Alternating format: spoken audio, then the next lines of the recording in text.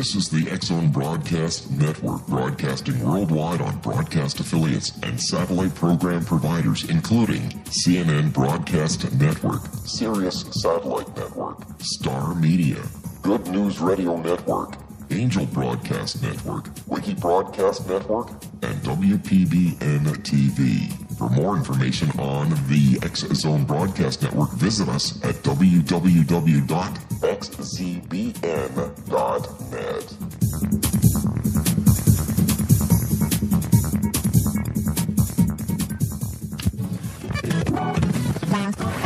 All Hit Radio.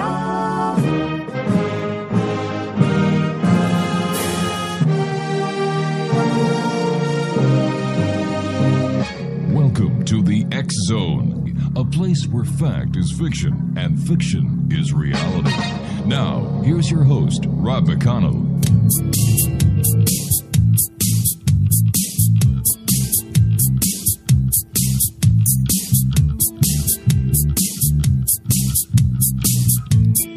Welcome back to the X-Zone, everyone. I am Rob McConnell. We're coming to you live and around the world from our broadcast center in Hamilton, Ontario, Canada, on the Starcom Radio Network and the X-Zone Broadcast Network. If you'd like to give us a call, 800-610-7035. My email address is xzone@xzoneradiotv.com. On all social media sites, X-Zone Radio TV, and our main website where you can listen to the X-Zone live or our refeeds at www.xzoneradiotv.com, and they're available to you with our compliments 24/7, 365. X-Zone Nation, my guest this hour, Nick Redfern, is with us. He has a brand new book out. It's called The Chupacabra Road Trip. Now, Nick is the author of more than 30 books on the world of the paranormal, the supernatural, and the unknown. His previous titles include Monster Diary, There's Something in the Woods, and Monster Files. Now, Nick has appeared on dozens of television shows, including Sci-Fi, History Channel's Proof Positive, History Channel's Monster Quest, Nat Geo, Wild's The Monster Project, and Fox News. Nick lives a short drive from Dallas, Texas, near the infamous Grassy Knoll. And joining me now from his home in Texas is Nick Redfern. And Nick, always a great pleasure having you on the show. How have you been, young man? Hey, Rob, I'm doing good, thanks. How's things with you?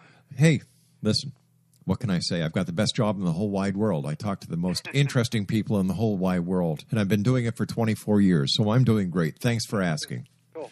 Hey, congratulations on yet another great book. Oh, well, thanks a lot. It's one of my big interests is cryptozoology, Mm-hmm. which is the study of unknown animals. And so I always sort of look forward to when I've got a new expedition or series of expeditions completed, then I can sort of get it all written up for people. So tell us about your new book, Nick. Well, it's basically, Rob, it's a road trip style book, hence the title, Chupacabra Road Trip. Mm-hmm. And it's a road trip diary type format of all the various expeditions I've been on looking for the Chupacabra, which goes back to the first one I did was 2004, and the first time I went to Puerto Rico.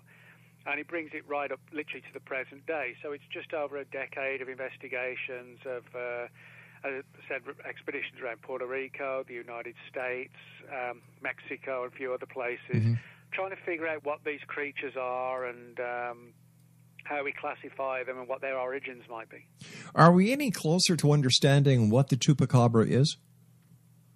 Well, that's an interesting question because the Chupacabra that's been reported, or that was reported originally in Puerto Rico, is very different to the one that surfaced initially in Texas and then has now been seen in some of the surrounding states as well. What's happened is that the name Chupacabra has been applied to both of these things, but in reality they're two different types of creatures. So it depends which one we're sort of talking about. For example, we know that from DNA analysis that the American ones, which look like these giant hairless rats, but they're actually canine. But it's not, as the skeptics have said, just canine animals with mange. We can get into this as we go on, but there's something much stranger going on than just that. Whereas the ones from Puerto Rico are described as looking more sort of monkey-like to chimpanzee size, and walking on their hind legs. So, we're clearly dealing with two different things, as I said, even though the name has been applied to both of them. When and where were the very first reports of the chupacabra, Nick?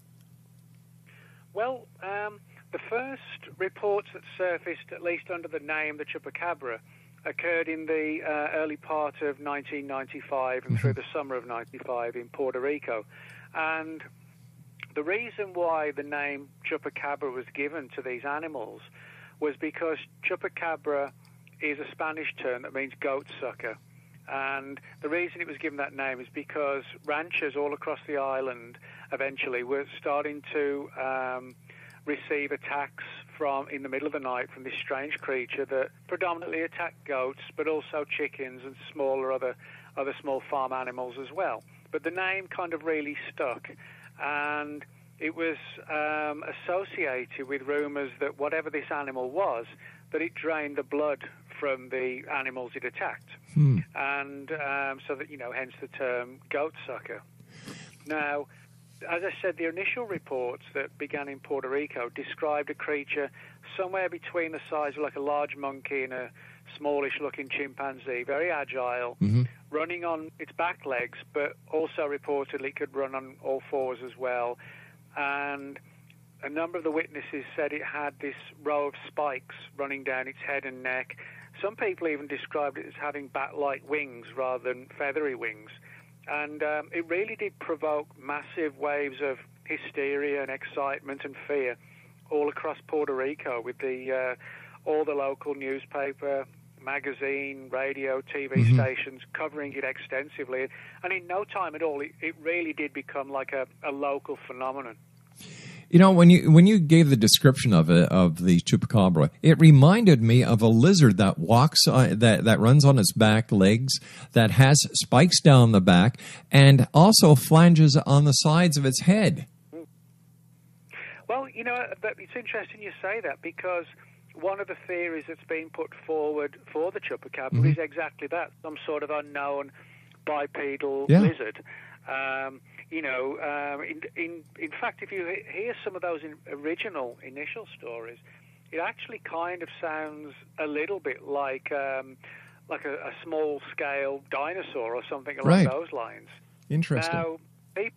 Now, people asked quite legitimately, how is it that something like this could suddenly surface out of nowhere in 1995? And at first glance, that sounds like a logical question to ask. Right. But one of the interesting things I found, and I found this out on my first trip to Puerto Rico, when you start speaking to the locals, you gain their confidence, they tell you stories.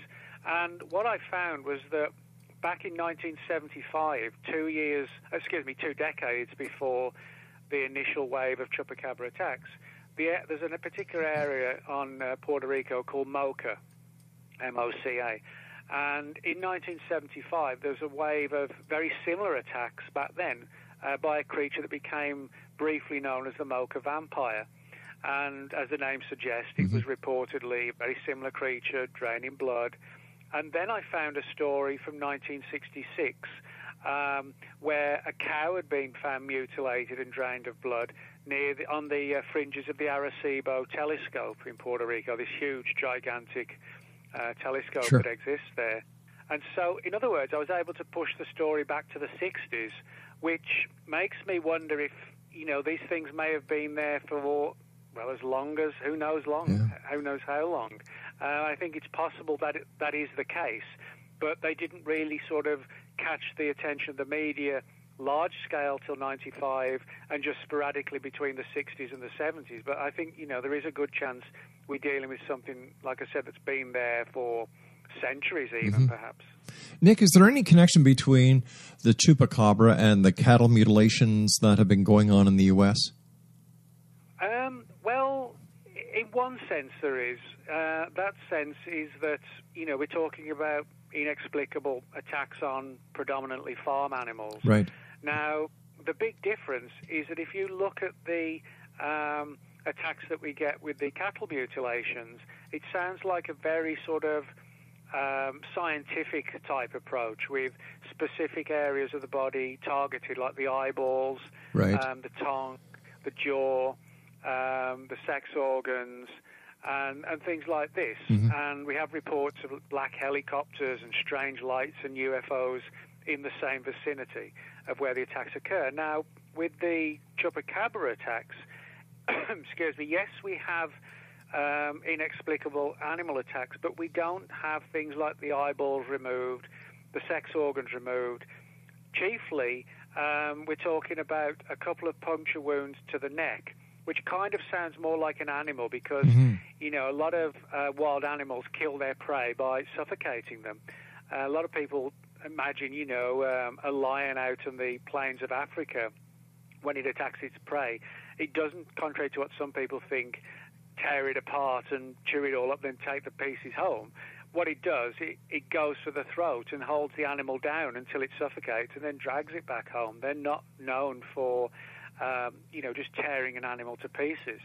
And that seems to be the case with the Puerto Rican creatures, that they go for the neck and suffocate the animal. But what's weird is that there actually aren't many reports of the animals, the chupacabra, actually attacking and eating the animals. For the most part, the animals are left just strewn around. But when reportedly studies of the bodies have been undertaken, I've heard a lot of stories about significant amounts of blood missing from the bodies. Now, granted, that's sort of a controversial area because it's one that isn't fully proven one way or the other. But nevertheless, you know, it does have some parallels with the cattle mutilation angle, but there are sort of distinct differences as well. What kind of investigations have been done on the animals that have been found? Has there been DNA done on near the puncture wound to see if there could be any cross-correlation using the DNA database that might give us a glimpse into the possibilities of the chupacabra? Well, yeah, that's a good question because it actually has, but not with much success, and I'll explain why. Actually, the first time I went to Puerto Rico in 2004 was with the Sci-Fi Channel to make a show called Proof Positive, and the show basically was like a cross between CSI, the TV show, and I guess the X-Files, in the sense that they wanted teams to go out and investigate things, but where something could be scientifically analyzed at the end of the investigation. Right. And it turned out that in one of the chupacabra cases we investigated, one of the people involved actually had recovered a feather from a chicken that had reportedly been attacked and killed by a chupacabra, and he hung on to this feather. This was back in 98, so he hung on to it for 6 years until we did the show in 2004. Now, the feather was actually handed over to the Sci-Fi Channel, who then contracted a legitimate DNA analysis company to study it. Now, unfortunately, it degraded to such an extent over 6 years that there was nothing worth, actually finding or even that could be analyzed. And, of course, the other big problem is that, unfortunately, Puerto Rico is a very, in portions at least, is a poor place, and a lot of the farmers, they're just not concerned about, proving what the chupacabra is. They're more concerned about, keeping their livelihood going and their animals alive. So, in other words, where somebody else might think, well, I'll keep this, for the day it gets analyzed, they've got more important things on their mind than worrying about what some TV show is going to think about the chupacabra, Exactly. So in that sense, it's a challenge and has been difficult to actually find evidence. But what I have found is that every time I've been to Puerto Rico, the people there are very friendly and helpful, and I've heard some really good stories about, for example, studies undertaken on the bodies and significant amounts of blood reportedly removed, and veterinarians taking a deep interest in the mystery, albeit sometimes, more often than not, off the record rather than specifically on the record, which is understandable as well, I think. What kind of evidence have you seen, Nick? Like when we talk about cryptozoology, there are many people who have made plaster casts of what they believe to be the the big foot of big feet. Is there any trace evidence that you have seen or that has been documented to give any hint of what the chupacabra is, besides the remains of animals? Well, yeah, the first thing I was going to say, I've actually seen the remains of some of them, and, it does look weird. I mean, ironically, the very first investigation we did in 2004 was a rancher's home where he bred chickens in his backyard, just a very small backyard, and each chicken had its own cage. He woke up one morning to find the cages not torn apart, but something in the middle of the night had stealthily opened them, and they were all dead from a puncture wound to the neck. I actually saw some of these and on photographs that the guy had taken, and it was just really weird because there was no noise in the night. The chickens weren't screaming or anything like that. It was almost as if they'd been rendered into silence. So that was weird. That was eye-opening to see the nature of the attacks. Now, in terms of other things, I have seen plaster casts and things like that. But again, to a degree, they're interesting because, well, a lot of people don't realise there aren't any indigenous dangerous wild animals on Puerto Rico. There's nothing like big cats or anything like that at all, and wolves, anything. The biggest animals are the imported animals like pigs and cows, that kind of thing. But I have seen a number of tracks and prints that were plaster casted. The problem being, they were slightly distorted because they were in muddy environments. Puerto Rico is very hot, so the dirt melts quickly, but they have a lot of rain as well. So, when you're trying to look at casts, they can massively distort depending on, the expansion from the heat and then the rain and everything else. But I have seen tracks made in the areas where the ranchers have said these attacks occurred. And the most interesting thing for me when you talk about evidence is that when I went to Puerto Rico in the second occasion, this was actually with another TV company from Canada called Red Star Films. We met with a guy who was a former civil defense worker with the Puerto Rican government, and he brought along with him what I can only describe as almost like a literal X-file. It was about 1.5 inches thick, and it was an official civil defense file on chupacabra attacks, and it was filled with drawings and even paintings that some of the witnesses had made of the creature. And he had this typical row of spikes down the head and neck and this sort of lizard-type appearance. And there were photographs taken by the civil defense guys out at the site, and they'd photograph the dead animals, the ranch, the area to get a full picture, and got witness statements as well. So that was sort of a really cool piece of evidence. It was official evidence relating to the attack. Red Star Films, that's Paul Kimball, isn't it? Yeah, that's correct. Yeah, it was Paul who arranged it all. They were making a show called Fields of Fear for the Space Channel, and Paul said, we want to do a bit of shooting in Canada. In Puerto Rico. Yeah. And he said, you want to be the guy who we sort of film on the road? And I said, well, yeah, sure, that would be cool. So, that's what we did. Yeah, I've had the pleasure of having Paul on the show many times. In fact, Paul Kimball is Stanton Friedman's nephew. Yes, he is. Yeah, yeah. Small world, isn't it, my friend? Yes, it is.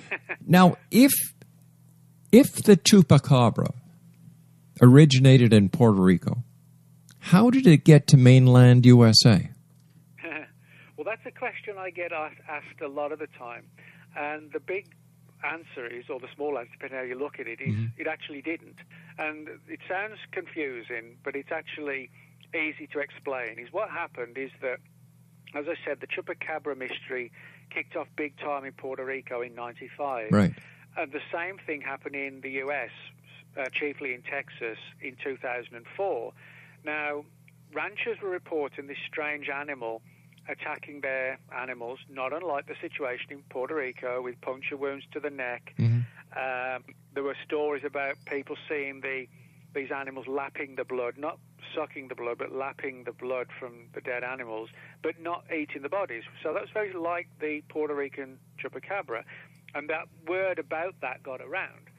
And when one or two got killed, one was shot initially, another one got hit by a truck, and the initial photographs on the internet showed something that looked like an oversized, giant, hairless rat. nobody could figure out what they were from the pictures. And the term chupacabra was applied to them, and because it was such, even back then, it was sort of an iconic term, it stuck. It became forever then onwards the chupacabra. Now, the big difference between the Puerto Rican chupacabra and the Texas and now the wider U.S. one is not just the physical differences like the wings and the spikes in Puerto Rico and the more canine-looking ones in the U.S. The big difference is that we actually have corpses, several corpses over the years of the Texas versions.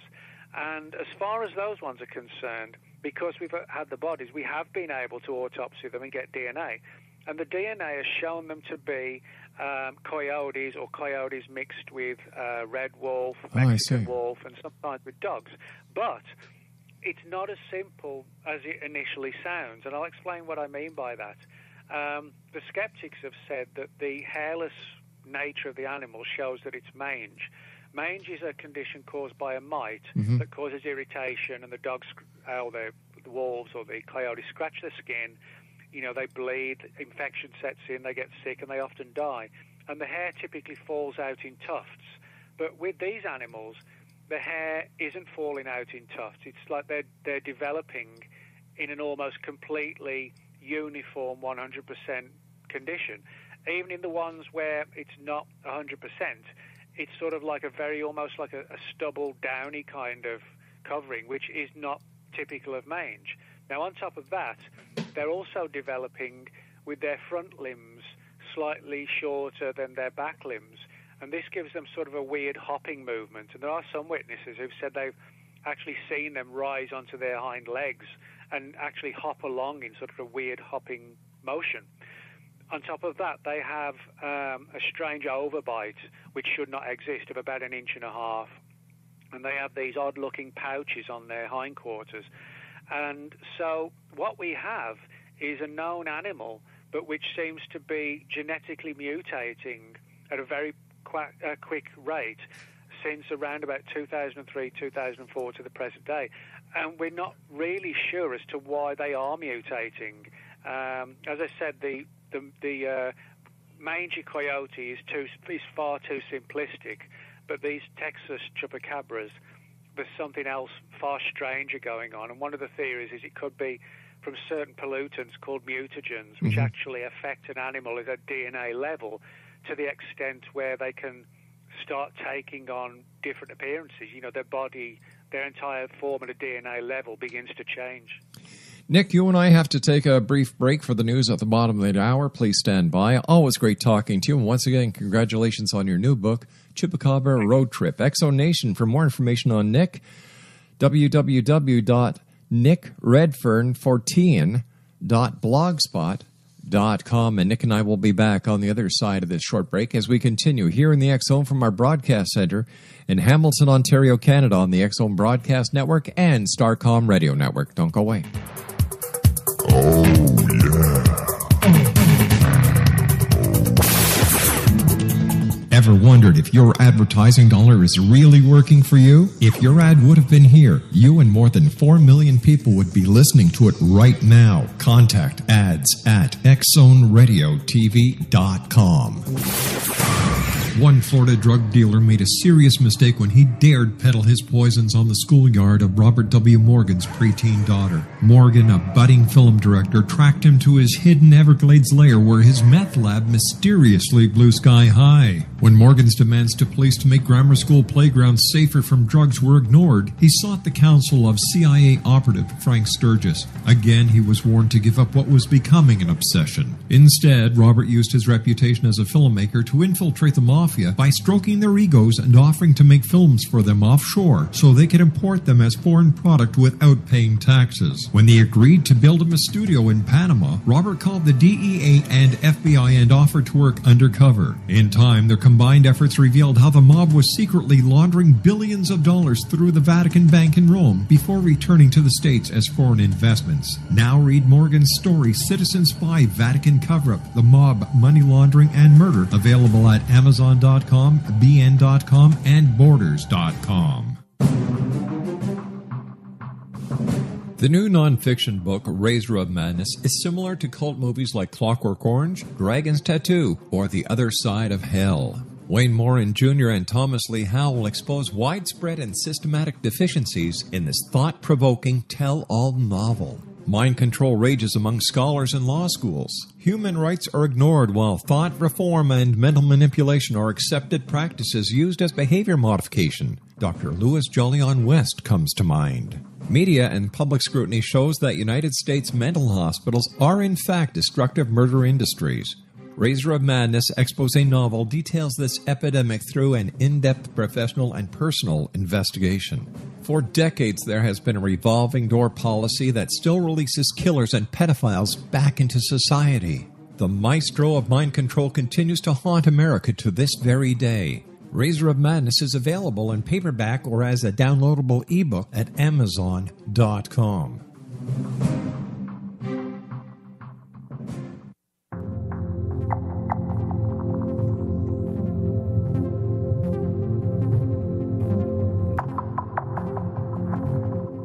How would you like to be able to read other people's minds? Well, the next best thing is here. When you know how to read a person's name, you know how the person thinks, feels, and behaves. Each letter in our name holds a key to unlock our true essence. Our name contains both our gifts and challenges in this lifetime. Mnemology science discovers personality secrets hidden in the placement of the letters of our names, including the first and last impression people remember about us. Sharon shows us how to interpret the arrangement of letters as outlined in her book, Know the Name, Know the Person. Sharon Lynn Wyeth created mnemology science after 18 years of research and testing her theories and has supported thousands of people around the world in understanding themselves and others better. You'll enjoy Sharon's unique teachings as she shares her system to learn the gifts behind your given birth name. Even if you don't like your birth name, there are jewels in this book. If you're thinking of changing your name, ready to name your child, or wanting to get along better with others, this is the book for you. If you'd like to improve your relationships and change your life for the better, get the book today, Know the Name, Know the Person, or visit www.knowthename.com. That's www.knowthename.com. Wouldn't you love to know the secret to everything? Well then, meet Dr. Kimberly McGeorge and her cutting-edge breakthrough knowledge that combines science with possibility. Dr. Kimberly brings real-life answers and healing to those open to alternative solutions. She teaches solution-based programs and classes that will change all areas of your life forever. Specializing in conscious creation, intuitive readings, and energy medicine, you can rapidly shift health, relationships, business, and money and abundance challenges quickly. Receive her best-selling book, Secret to Everything, at no cost by going to secrettoeverything.com/X-Zone. That's right, transformation can start now. Just go to secrettoeverything.com/X-Zone and receive Dr. Kimberly's book for free.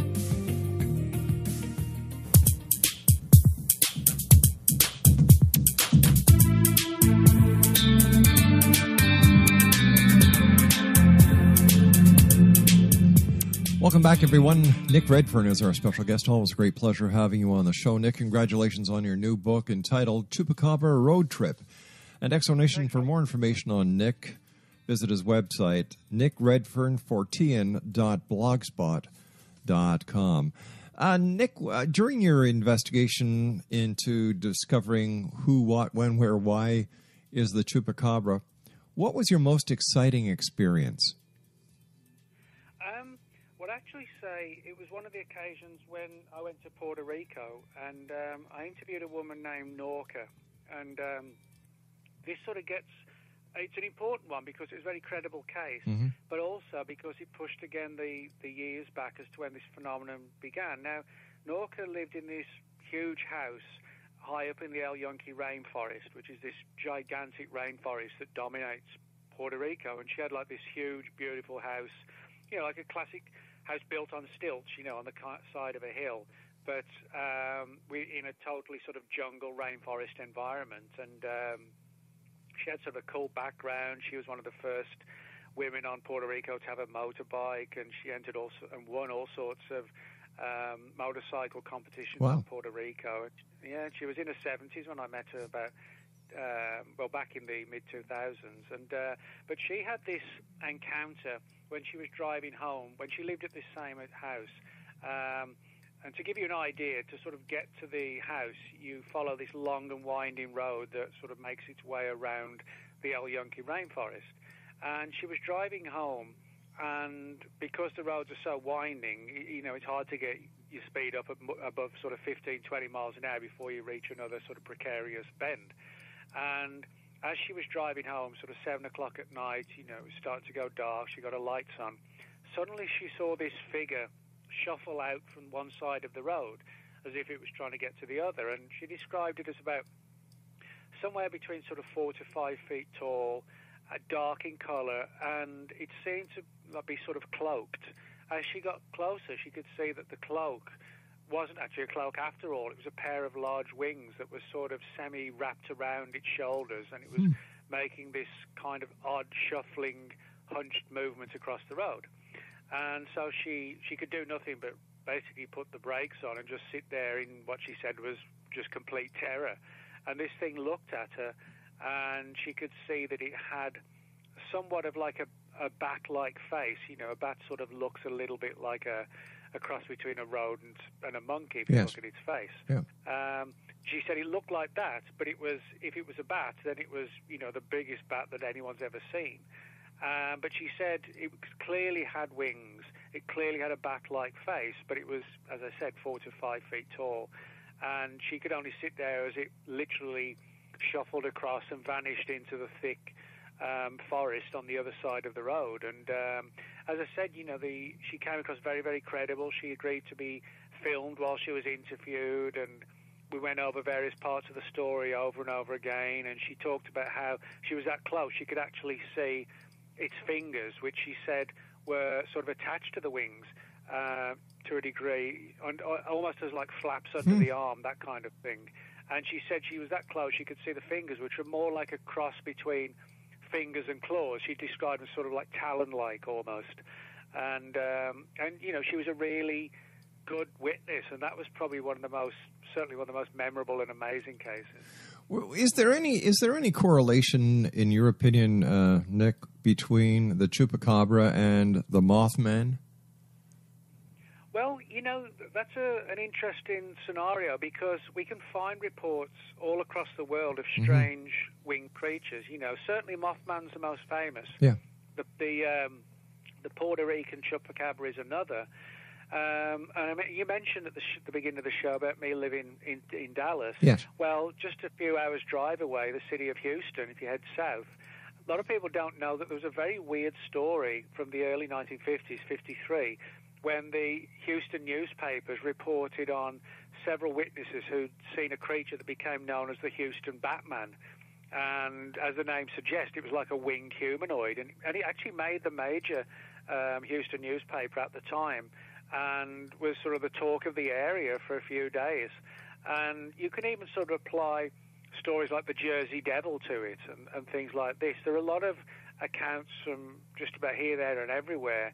And also they sound not sort of dissimilar to ancient reports of gargoyles and things like that. And so there's definitely, a flying humanoid phenomenon. And the Puerto Rican chupacabra and Mothman can both be said to fall into that category. What do you think of the theory that the chupacabra is paranormal rather than flesh and blood animal? Yeah. Well, I mean, this is something I've heard on literally every occasion I've been to Puerto Rico. I've heard various theories tend to crop up time and time again. Now, Puerto Rico, is a heavily sort of superstitious land. Very much so. They have a lot of folklore, mythology, legends. There's the religion of Santeria there, which involves sacrificial rites with animals, that kind of thing. And I've heard stories about how, not a Santeria group, but how a sort of, if you like, a cult-based group reportedly conjured one of these creatures up, or more of them, and from some sort of supernatural realm. Now, of course, it's incredibly difficult to understand or sort of really, I guess, explain what they might mean by, a supernatural realm. But we're talking about sort of the opening of doorways to, or portals to other realms that coexist with ours, where supernatural entities could come through if you use the right form of rituals and invocations. And now, whether that story is true or not, or has any validity to it, I don't know. But what I do know is that there hasn't been an occasion when I've been to Puerto Rico that I haven't heard at least a few people focus on that angle. When I say people, a few people, I mean the ranchers, the farmers, even the veterinarians occasionally,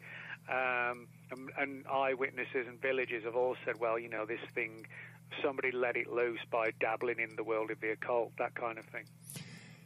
With all the modern technology that we have at our disposal today, Nick, how come it cannot be used to capture the evidence that is required to identify what the chupacabra really is? We have all these webcams. We have the ability of putting isolated cameras in areas that'll, that are triggered by movement, take pictures and so on, just like they're trying to do with Bigfoot. And yet, these creatures seem to evade human detection. Yeah. Well, that's one of the reasons why the paranormal theory has developed around Bigfoot as well, rather than it just being an unknown ape. Mm-hmm. But, one of the things I would say about Puerto Rico, coming back to a lot of the farmers who, unfortunately, a lot of the people on the island don't have, that much money. So, in other words, they're not going out of their way to, buy trail cams and things like this in the event that, something might crop up. But what I would say, I quickly came to sort of appreciate why these creatures could hide out so well on Puerto Rico. And I'll explain what I mean by that. A lot of the sightings of the chupacabra, like the one I mentioned of the Lady Norca in 1975, a lot of the actual sightings of the creature occur high in the El Yunque rainforest, this gigantic rainforest. But most of the attacks occur late at night in the early hours down in the lowlands and on the farms, which aren't obviously in the rainforest. They're just way below in the towns and villages. So this has given rise to one of the reasons why these things are so incredibly difficult to find, because they're very astute and clever at hiding out in the rainforest, and the only time they come down into civilization is in the early hours to hunt, and then they head back up to the rainforest. Now, on top of that, a lot of people don't know that Puerto Rico is just peppered across the entire island with cave systems. Now, even by the admission of the Puerto Rican government, Puerto Rican authorities, they admit that a lot of those cave systems have literally never been explored. And I do mean never. They're out of bounds because, of safety concerns. And I've heard a lot of stories about people claiming to see these chupacabra occasionally coming out of these cave systems. Now, if that's true, it actually would make a lot of sense. The idea, that people are looking for them in the rainforest or in the fields, not realizing they could be hundreds of feet underground in these vast tunnels, caves and caverns, which they might be extremely adept at, maneuvering through. And if there is sort of an angle to this where they are some sort of large bat-like animal, well, bats have really good, it's not exactly night vision, but I mean, for simplistic terms, it is. Even if it's pitch black in those environments, there's a possibility they could, actually skillfully get around them as well. Well, of course, because when you look at all the different caves where there are massive colonies of bats, that would make perfect sense. Yeah, well, that's one of the theories as well. It's something like a giant prehistoric bat that survived extinction, which would be pretty fearsome if you was faced with a 5-foot-tall bat, with about a 9-foot wingspan or something. Yeah, that would certainly cause a lot of people to shake their heads and scratch their heads and say, what else is there out there that we that have gone undetected up until this time? And once again, Nick, it seems that with all this modern technology at our disposal, more and more secrets are eluding us. Well, yeah, and again, that's one of the baffling things that these things like Bigfoot, to move just away from the chupacabra. I mean, Bigfoot, we get numerous reports from the United States, and these things are, 8 feet tall, 500-pound hulking animals, and yet we cannot catch one, kill one. They don't get hit by cars. Yeah. And again, there are admittedly some weird aspects of some Bigfoot stories where people have said they swore the creature just sort of winked out in a flash of light or vanished. Vanished from view. There are people who've seen Bigfoot at the same time and same location as strange lights in the sky. So there are certain aspects that suggest that Bigfoot, even if it is a flesh and blood animal, it may not just be like a North American equivalent of an African gorilla. There could be something weirder going on that we're not really understanding or seeing. What are some of the conspiracy theories around the chupacabra? Well, the primary one, and again I've heard this every time I've been there, like the occult one, is that the chupacabras are actually the result of sort of dark and disturbing genetic manipulation. The idea of taking something like a chimpanzee and genetically altering it. And the theory I've heard, again, every single time to explain why this is being done is the idea of military agencies being contracted, or defense contractors creating sort of underground Frankenstein labs where they're trying to develop the ultimate killing machine that could be unleashed on the battlefield. It sounds like sci-fi to imagine, you would suddenly unleash 200 chupacabra-type creatures onto the battlefield to attack the enemy. But that's the story I've heard again so many times. And, the idea of fringe experimentation on monkeys and some of the larger apes like, chimpanzees, and even heard a story about gorillas used. Now, of course, whether or not this is true is the big question. But, there are a lot of stories like that. So, I mean, who knows where, the truth begins and the rumors begin. But as far as the conspiracies are concerned, there's that one. Now, the other one, and this is an interesting one as well, is that in many of the places where the chupacabra has been seen, particularly in the 1990s, there were a lot of UFO sightings. I mean, every time I've been to Puerto Rico, I've got substantial numbers of UFO reports. Quite a few reports, interestingly enough, of UFOs coming out the waters off the coasts of, the coastal waters off Puerto Rico. And this has given rise to rumors of things like undersea or, underwater installations, if you like, that kind of thing, extraterrestrial bases. That's something I've heard many times. So the UFO angle and the genetic experiment are the two major conspiracy theories surrounding the chupacabra. When it comes to the cross breeding of something with the chimpanzee, are chimpanzees native to Puerto Rico? No, they're not. Now, what's interesting is that there's actually a little island just off the coast of Puerto Rico. It's part of Puerto Rico, which is off the coast. And although, I want to stress these people aren't involved in anything nefarious. Sure. But for years, it's called the Caribbean Primate Research Center. And they do a lot of research into what's called SIV, which is the monkey equivalent of HIV in people. So they've done a lot of experiments on monkeys on the island to try and understand and cope better, with patients who have HIV. Now, as I want to stress, they have nothing to do with all this stuff that's going on the main island of Puerto Rico. But it is interesting, that there is a precedent for, experiments going on Puerto Rico, or on its islands, with monkeys. Now, there should not, in the wild, there aren't any sort of native, monkeys running around Puerto Rico. And yet people said they've seen them. So, it's not impossible that there could be some, particularly like rhesus monkeys or rhesus macaques, to give them their real name. There have been people who said they've seen rhesus monkeys running around the island, which should not be on Puerto Rico. So it doesn't prove anything. It's not, it's not the ideal smoking gun, but it is kind of suggestive of something, at least, that ties in to a degree with some of these stories about, animals that shouldn't Sure. live on Puerto Rico actually being there. And how do we know that at one time there wasn't a shipwreck, and on that ship there were monkeys, and the monkeys landed, That could happen. I mean, Yeah. I've heard a few reports of people seeing big cats, like black leopards and things like that on Puerto Rico. Mm-hmm. There should not be anything native like that, but sometimes weird things happen.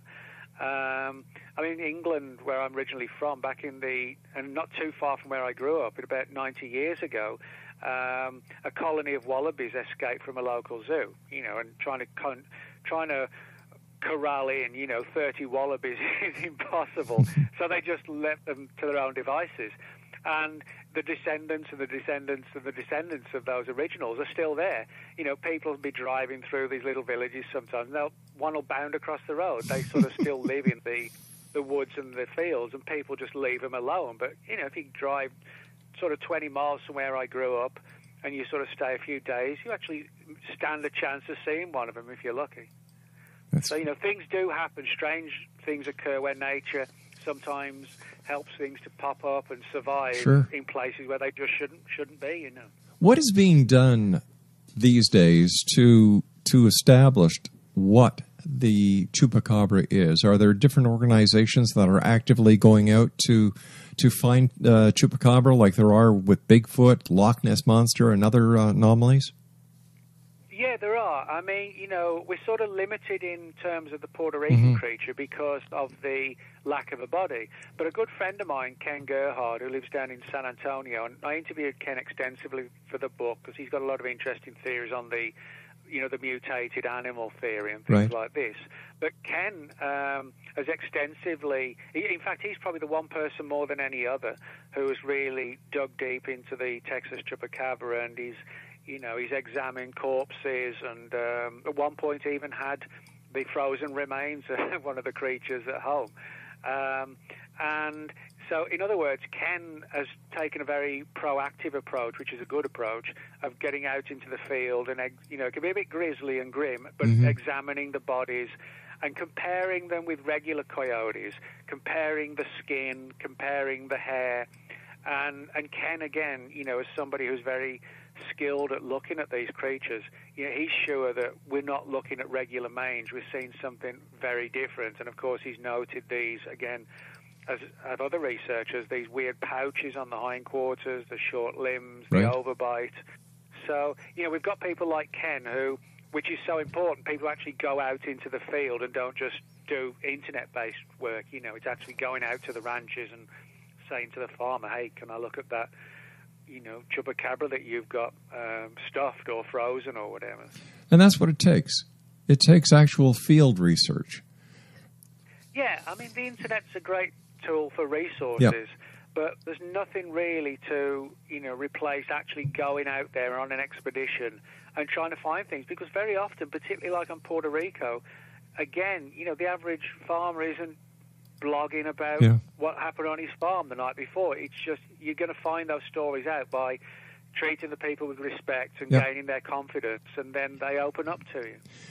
Maybe the farmers have been coexisting with the chupacabra for many years, and to them it's not an anomaly, it's just a fact of life.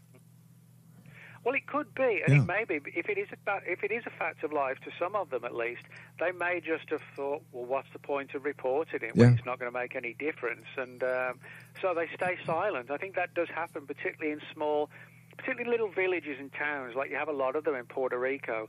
You leave one town, and then you're suddenly out in the wilds for 10 miles. So that little village or town can be quite isolated and hidden. And when you get circumstances like that anywhere in the world, little communities become enclosed, and it's kind of like Vegas. What happens there stays there. Yeah. Nick, what are you working on now since your new book, The Chupacabra Road Trip, comes out in September? By the way, Exonation, it's available by Llewellyn Press, a great bunch of people. What's next for Nick Redfern? Well, coincidentally, I've got another book out very soon as well with another company. Actually, my agent's company is called Lisa Hagen Books, and it'll be my third book on the Men in Black. It updates people on all the new stories and theories and cases that I've got since my previous MIB book came out in 2010, and it's called Men in Black, so it's easy to remember.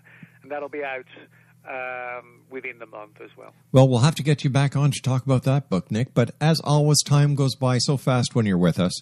Let our listeners know how they can find out more about you.